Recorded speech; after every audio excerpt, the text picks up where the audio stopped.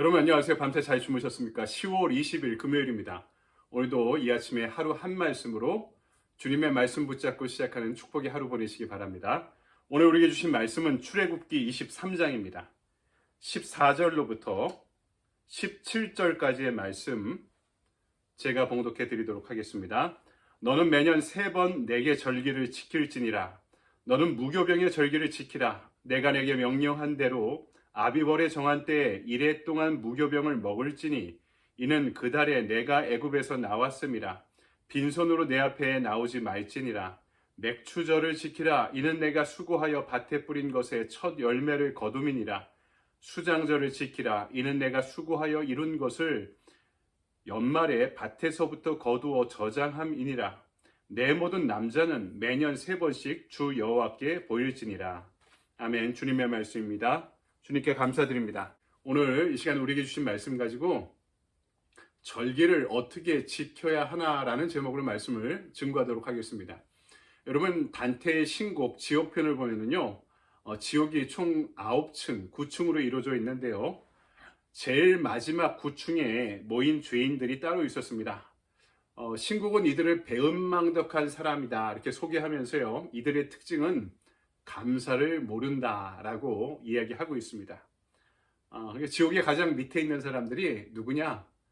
배은망덕한 사람, 감사를 모르는 사람이다라고 이야기하는 거죠. 여러분 오늘 본문은요, 유대인들의 3대 절기에 대한 그런 이야기입니다. 하나님께서 이 절기를 이스라엘에게 허락하신 이유는요, 감사의 마음의 회복을 위해서입니다. 디모데후서 3장 2절에 보니까 사람들이 자기를 사랑하며 돈을 사랑하며 자랑하며 교만하며 비방하며 부모를 거역하며 감사하지 아니하며 거룩하지 아니하며 이렇게 이야기합니다. 오늘 이 시대에 해당하는 말씀이 아닐 수 없습니다. 가정에서나 교회에서나 우리 일상에서 우리 일상의 루틴 가운데 점점 감사를 잃어가죠.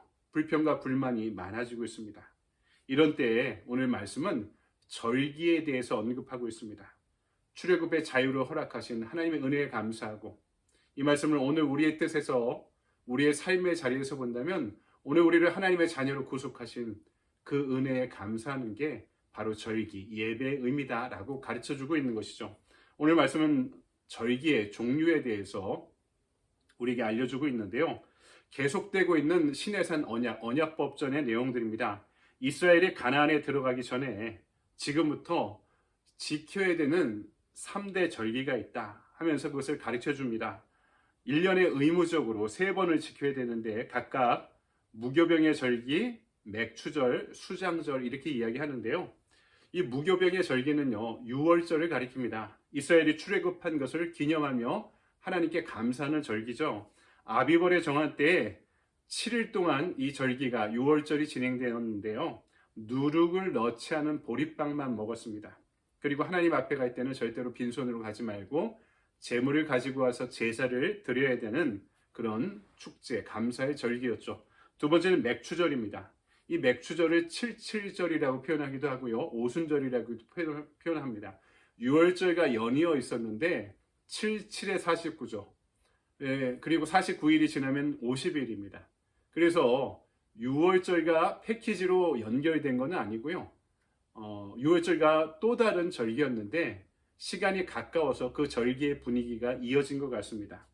6월절 후 49일 뒤부터 이 절기가 시작되는데 봄철에 보리를 심고 그것을 거둘 때 첫 수확물을 하나님께 드리는 절기가 바로 이 맥추절 또는 77절, 오순절이라고 불리는 절기의 의미였죠. 지금으로 따진다면은 이것은 추수감사절입니다. 유대인들의 추수감사절이 바로 이 맥추절이다라고 이해하면 성경에 대해서도 상식적으로 이해하는 데 도움이 될 것 같습니다.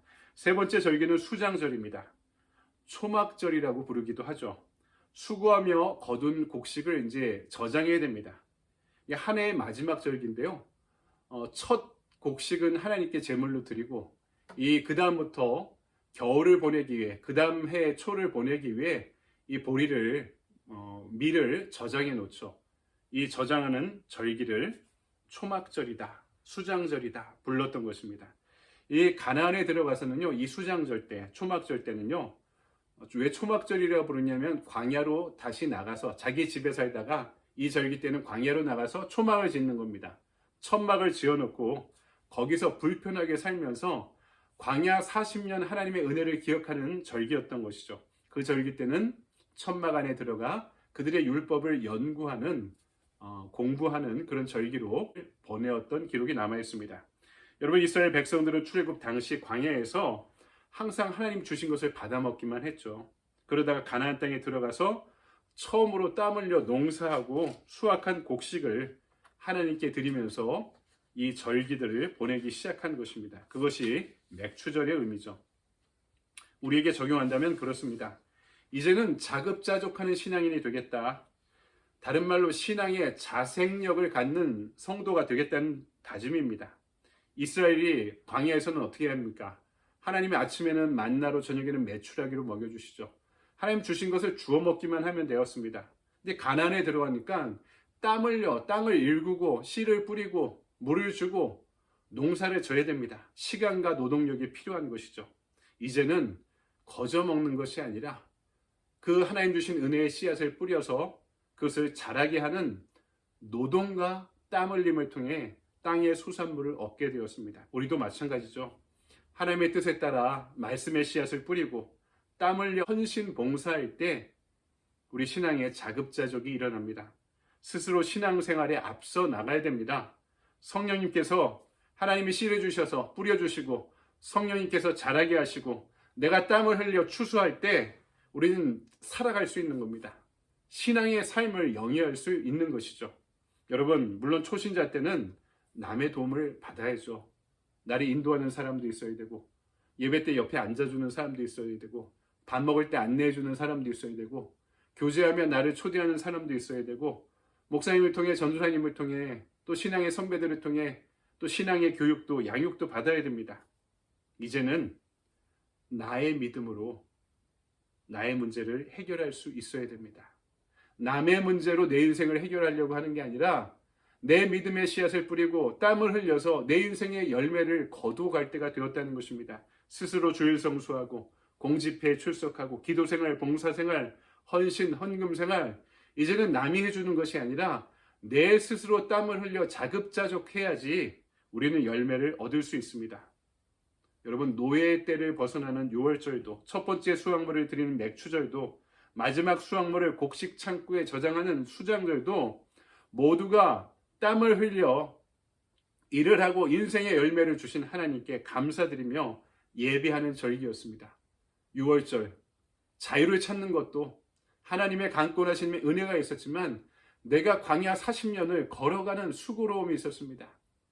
맥추절, 하나님 주신 것을 주워 먹기만 하지 않고 이제는 하나님 주신 가나안 터전에서 내가 씨를 뿌리고 땀 흘려 밭을 기경하며 가꾸고 또 추수하는 노력을 해야지 먹을 수가 있는 것입니다.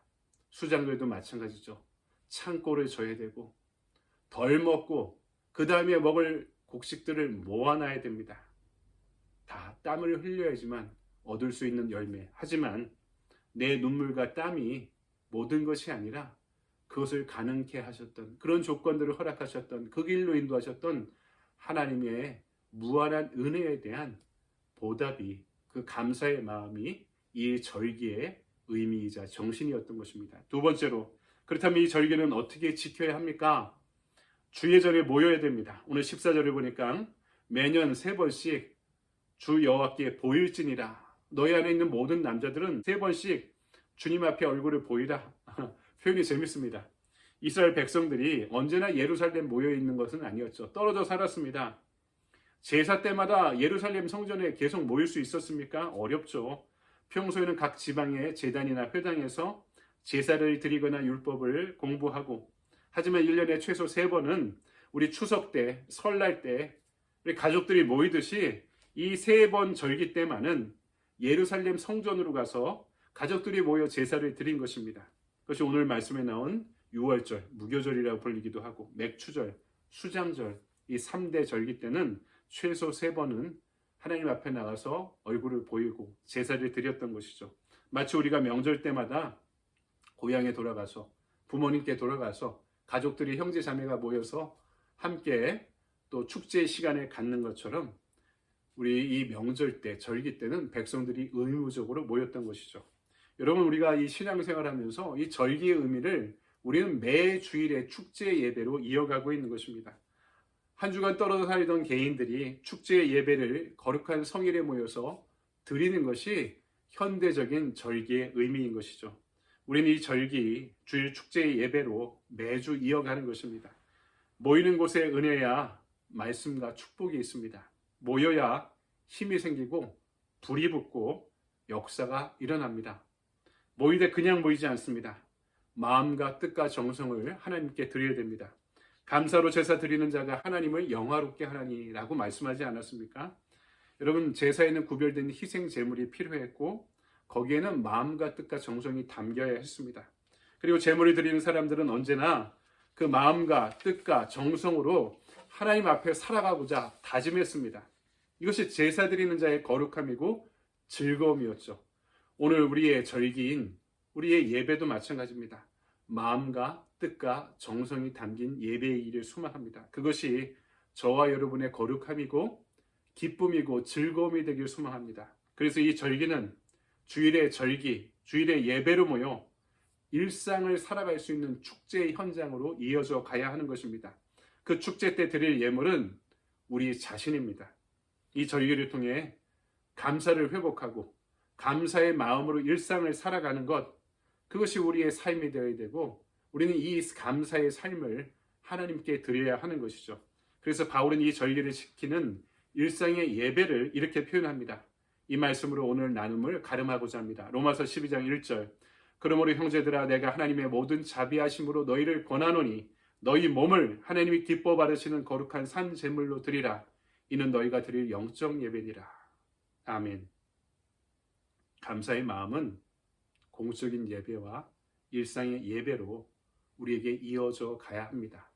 우리의 몸을, 우리의 삶을, 우리의 존재를 이 절기의 예배를 통해 감사로 하나님께 드릴 수 있는 거룩하고 기쁨 가득한 삶을 살아가길, 예배자의 삶을 살아가기를 주님의 이름으로 간절히 축원드립니다.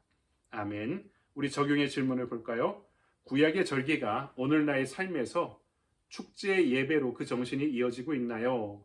그 정신을 이어가기 위해 오늘 나의 예배에 필요한 실천은 무엇인가요? 어떻게 생각하십니까, 여러분은? 저는 그렇게 생각합니다. 그것은 이어지는 예배가 되어야 됩니다. 축제의 예배, 주일의 축제 예배. 새는 좌우의 날개로 날듯이 우리는 공적인 예배가 있고요. 나의 사적인 예배가 존재해야 됩니다.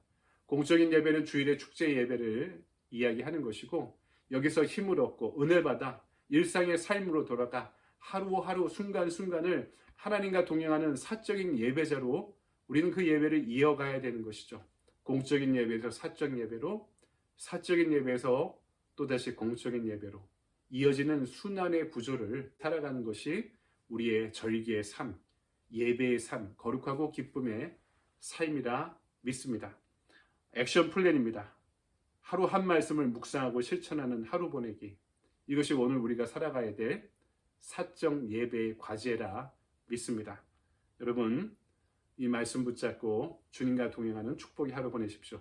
감사합니다.